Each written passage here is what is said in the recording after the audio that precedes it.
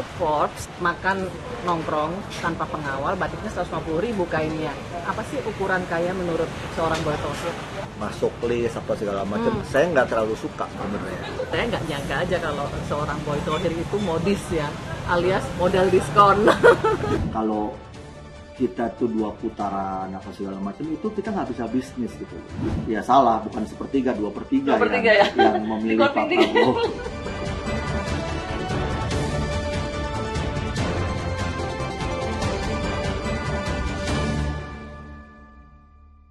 Mas, numpang mas. Oh boleh. Siap bos, oke bos. Ini country depan Sunda Kelapa ya Pak? Nggak apa-apa, dia biasanya tinggal apa, jalan Pak? kaki. Dekat banget dari rumah Pak Boy ya? Biasanya saya kalau nggak bakso, somai, Bakso, somai, Sate mie Padang. ayam, komplit banget. enak. Saya sate Padang, Satu dua. 3 aja dah. Oh lidah ya Mas? Daging sama jantung bu, udah dicampur lidah. Lidah nggak ada. Oh nggak ada? Ya udah Udah. deh. Jadiin bakso dong. Bakso urat terus. Bakso. Tapi pakai soun ya. Soun, nggak campur soun aja.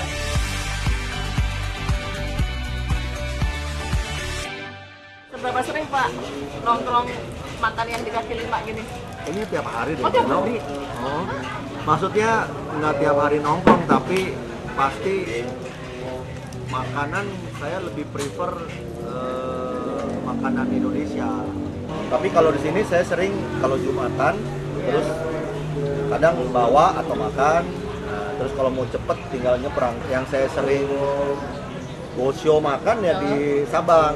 Ada sate ayam namanya Pak Heri. Wih.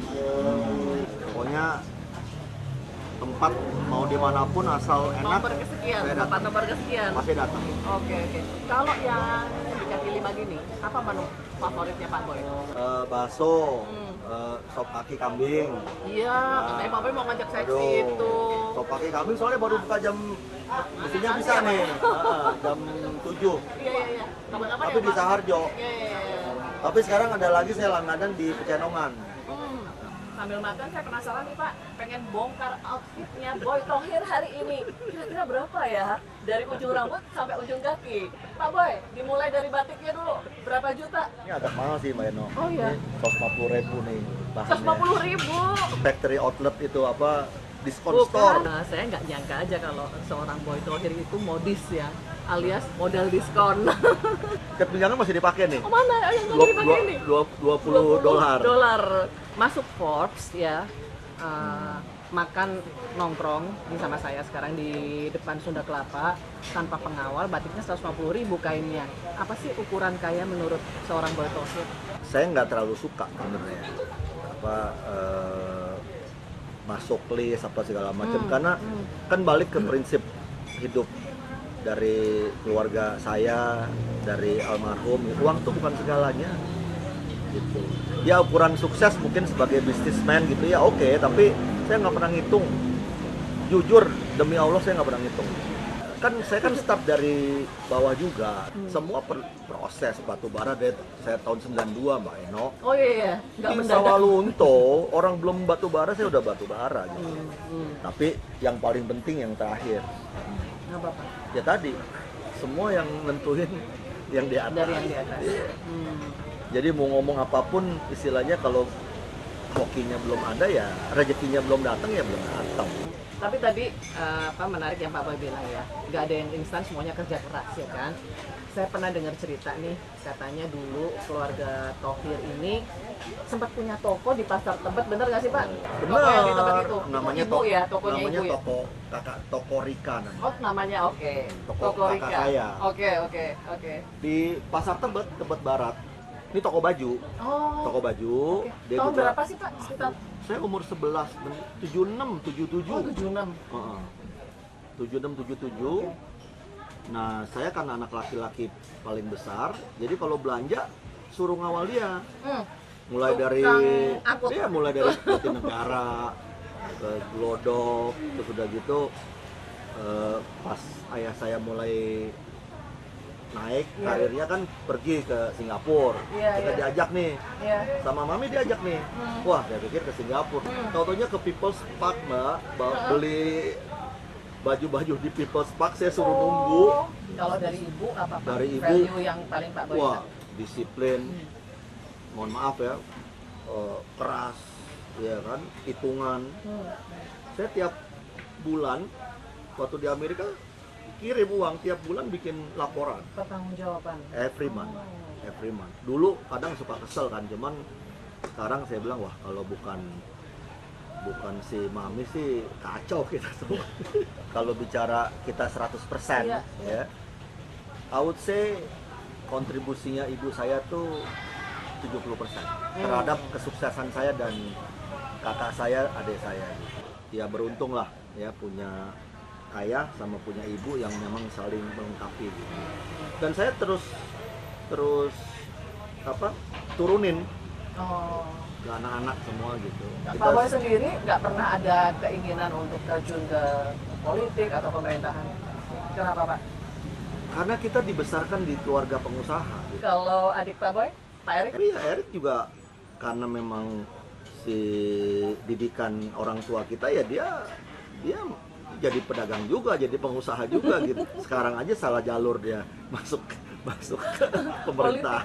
Dia loyal kok orangnya, dia memang waktu itu kan dipercaya oleh Pak Jokowi gitu. Alhamdulillah sekarang juga insya Allah bisa dipercaya oleh Pak Prabowo. Dia jalan aja dan saya rasa mungkin he has done a good job, ya kan. Bola, saya nggak hobi bola sebenarnya, cuman ya bola is his passion, ya saya support aja gitu. Sekarang kan Pak Erik tadi ya masih dipinjam oleh negara gitu. Posisinya sebagai Menteri BUMN. Bagaimana Pak Boy yang begitu dekat dengan Pak Erik memastikan supaya tetap ada garis dan tidak ada konflik of interest gitu Pak? Prinsip kita kan jelas gitu, bahwa untuk kita kan nama baik, reputasi, kepercayaan itu nomor satu, dan kita tidak akan, sekali lagi ya mohon maaf, tidak akan mengorbankan kepercayaan yang sudah kita dapatkan itu untuk sesuatu yang tidak sepantasnya lah gitu. Jadi saya sangat menjaga, ya walaupun memang jadi sulit kan gitu. Kenapa sulit? Ya saya bilang saya udah suplai batu bara ke PLN dari 30 tahun yang lalu, masa saya mesti stop sekarang gitu. Tapi ya saya simple, saya nggak pernah ke kantor Pak Erik. Oh ya? Nggak pernah saya. Sekali paling cuman waktu awal-awal dia cuman mau nunjukin kantornya, setelah itu saya nggak boleh dicek, nggak pernah saya ke kantornya. Ibu saya yang terus hati-hati, aduh udah deh kalau bisa nggak usah jadi menteri lagi. Ya benar. Pak, kalau untuk seorang Boy Tauhir ya, arti keluarga. Untuk saya keluarga segalanya. Kita tiap minggu masih ngumpul Mbak Eno. Every Sunday.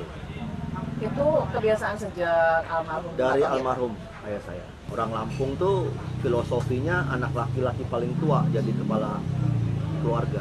Sebelum almarhum itu sakit ya gitu. Terus sebenarnya masih segar, masih sehat, tapi habis operasi dia manggil saya gitu.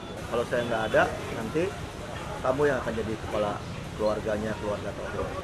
Dan saya titip, saya bilang gitu. Satu, kakak kamu perempuan. Terus kedua, dia bilang saya titip cucu. Dia bilang kok cucu? Dia bilang gitu, kan bukan urusan saya. Nggak bisa, dia bilang gitu. Pokoknya saya minta kamu janji sama saya, itu 8 itu kan cucu saya, nggak boleh dibedain. Dia bilang nggak fair dong Dad. Saya bilang Erik anaknya 4, enakan dia. Saya bilang gitu. Enggak, dia bilang itu kan cucu saya semua. Anaknya Erik tuh panggil saya ayah. Oh, itu. Nah, panggil istri saya bunda. Sedekat itu ya Pak? Sedekat itu. Pak Edo udah kenyang? Lanjut Lanjut ke rumah. di rumah aja, jalan Oke, kaki ya. Pak, jalan kaki ya. Oke. Oke Ya. Pak Boy. Paling jalan meter.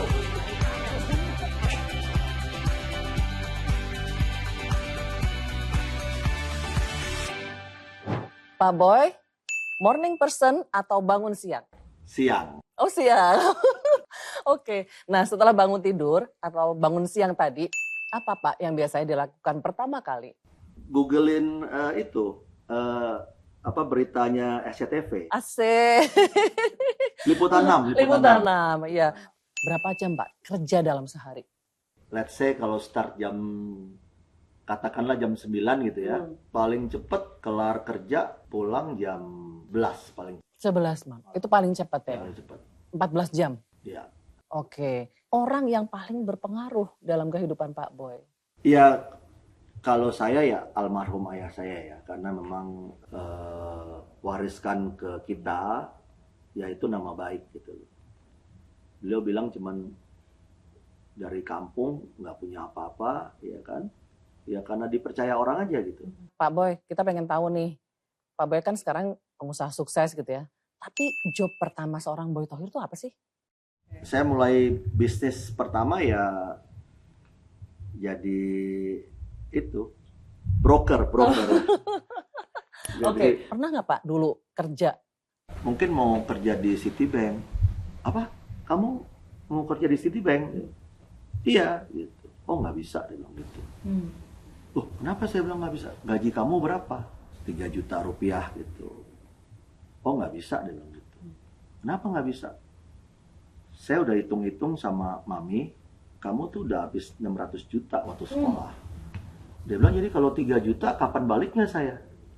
Loh, saya bilang kok ada sih seorang ayah apa hitung-hitungan sama anak? Oh iya dong, saya kan businessman. Saya mesti ada hitung-hitungannya, dia bilang gitu. Cuman mungkin ini this is the way dia mau ngajarin anaknya lah gitu ya. Pak Boy ini belakangan ya publik dan pasar modal Indonesia dikagetkan oleh aksi korporasinya Adaro nih Pak. Karena Adaro habis bagi dividen jumbo ya. Jumbo karena nilainya Rp1.352 per lembar saham. Dan jumbo juga dari totalnya karena senilai sekitar 41 triliun. Pak Boy, kok bisa sejumbo itu Pak? Sebetulnya bukan pengertian kita bagiin dividen dalam bentuk tanda kutip apa uang gitu loh. Karena kan kita mau spin off nih. Yang thermal coal-nya kita mau spin off gitu kan. Karena saya mempunyai visi bahwa udahlah kita memang harus differentiate, harus pisahkan sesuai dengan visi kita mau masuk kepada sesuatu yang lebih sustainable, lebih green. Fortunately atau unfortunately di Indonesia karena ini baru, spin off-nya itu nggak bisa bagi saham langsung, jadi harus bagi dividen. Makanya dividennya harus jumbo, tapi kan melalui PUPS, pemegang saham Adaro itu langsung memiliki sahamnya AADI yang Adaro Thermal itu. Jadi mohon izin mungkin saya pamit juga ke Mbak Eno, ya kan, I'm no longer di Adaro, jadi sekarang saya di Alam Tri. Pengusaha itu kan harus memitigasi perubahan. Nah ini karena konteksnya adalah negaranya ini Indonesia gitu ya. Saya pengen tahu nih Pak, kalau berusaha di Indonesia, ini seberapa penting seorang pengusaha seperti Pak Boy misalnya bisa memitigasi perubahan politik? Kalau menurut saya penting, sangat penting dan kita harus sangat mengerti, sangat paham. Bagaimana kita membacanya ya itu harus pintar-pintar gitu loh. Tapi ya saya pasti dan akan selalu loyal kepada siapa yang sudah dipilih oleh rakyat. Pemilu juga sama, ada yang pilih nomor 1, pilih nomor 2, pilih nomor 3, it's okay gitu. Saya pengen flashback ke masa kampanye Pilpres kemarin.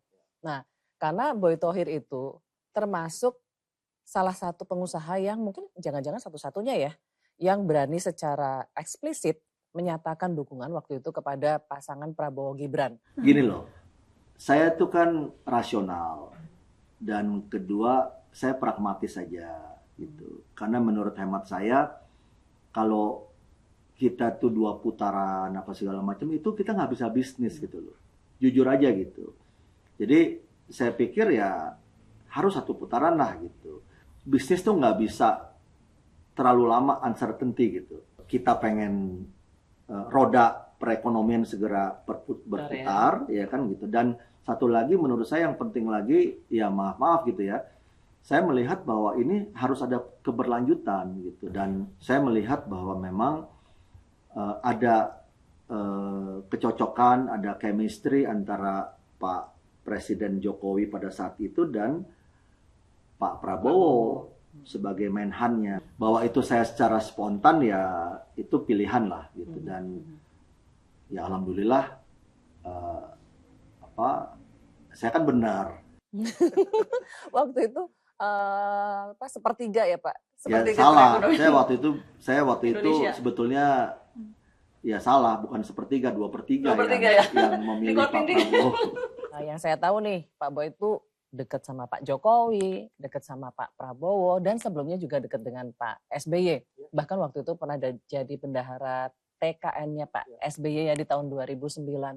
Kalau menurut Pak Boy pribadi, apa Pak perbedaan gaya nih? Saya nggak nanya itu ya, perbedaan gayanya. Keluarga saya dekat juga sama almarhum Pak Taufik Kemas. Pak Taufik Kemas ya. Iya. Jadi saya sama Mbak Puan tuh dekat. ya. Saya sama Mbak Puan dekat karena dulu almarhum Pak Taufik Kemas tuh dekat sama ayah saya kan Wong Kito. Oh sama-sama Wong Kito. Wong Kito. Ya. Tapi ada beda gaya nggak Pak? Beda gaya. Beda gaya. SBY orang yang sangat scientific, ya kan beliau kan baca buku. Nah itu saya juga belajar tuh, saya tuh I wish saya bisa seperti Pak SBY gitu, lebih baca. Nah Pak Jokowi itu saya lihat entrepreneur, lebih entrepreneurial gitu loh. Pokoknya Pak Jokowi itu kan visinya udah pokoknya ini. Saya pernah nanya sama beliau, Pak, izin Pak, saya bilang kok itu bangun tol di Sumatera Pak gitu. Kita sih terima kasih Pak orang Sumatera kan gitu. Cuman kan kayaknya kalau dihitung-hitung kan nggak masuk ya? Nggak masuk Pak gitu. Terus bilang, Pak Boy, saya ini kan presidennya negara Republik Indonesia, bukan presidennya tanah Jawa saja. Dia bilang gitu. Oh iya Pak, maaf Pak. Saya bilang iya benar. Ya benar beliau gitu. Nah Pak Prabowo beda lagi. Pak Prabowo kan sangat nasionalis gitu. Ya saya kenal Pak Prabowo tuh zaman beliau masih Dan Group. Oh iya. Ya, karena saya dulu main sama Danjen Kopassus. Saya juga baru melihat gitu bahwa tadi yang Mbak Eno bilang masing-masing leaders itu beda. Tapi Pak Prabowo itu bisa mengconvince ya investor-investor dengan gaya bahasanya beliau yang beliau very fluent in English ya kan gitu. Bahkan saya kadang suka malu Pak, saya kasih speech bahasa Indonesia ya Pak. Ya. Dan what should I address in bahasa or Indonesia? In bahasa or in English? Bapak Presiden saya bilang gitu. Oh iya. Oke. But I think I'm going to deliver my speech in English katanya gitu. Sekarang ya, setelah terpilih dan dilantik jadi presiden, bagaimana Pak Boy mengabarkan hubungan Pak Boy dengan Pak Prabowo?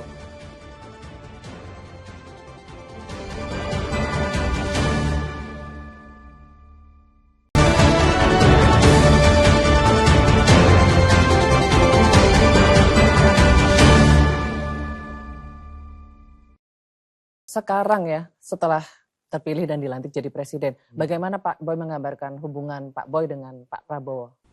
Alhamdulillah baik, sangat baik sekali ya kan. Saya merasa sangat terhormat gitu bahwa waktu perjalanan beliau pertama sebagai presiden elect, saya diajak oleh beliau ke Beijing. Kebetulan karena posisi saya sebagai ketua KIKT, ketua Kadin Komite Tiongkok gitu, dan kemarin juga Mbak Eno, alhamdulillah saya juga diminta beliau untuk buat satu event business forum. Saya menjadi host gitu dan sangat bangga. Ya, benar-benar sangat bangga karena memang pemerintah Tiongkok juga melihat bahwa Indonesia itu negara besar, itu penyambutannya luar biasa. Sempat viral di media tuh waktu Pak Prabowo nyanyi Oh Ulate, ya kan Pak? Saya Google, oh rupanya beliau suka lagu Oh Ulate. Gitu. Jadi terpaksa lah saya latihan dulu malam-malam nyanyi gitu kan. Saya bukan orang yang pintar nyanyi, Mbak Eno, jadi ya apa boleh buat lah. Kalau karena udah latihan, gimana kalau kita praktekin? Aduh. Ulate, Tanjung Ulate, Tanjung Sibarani, Tanjung Oulate. Pak Boy dulu.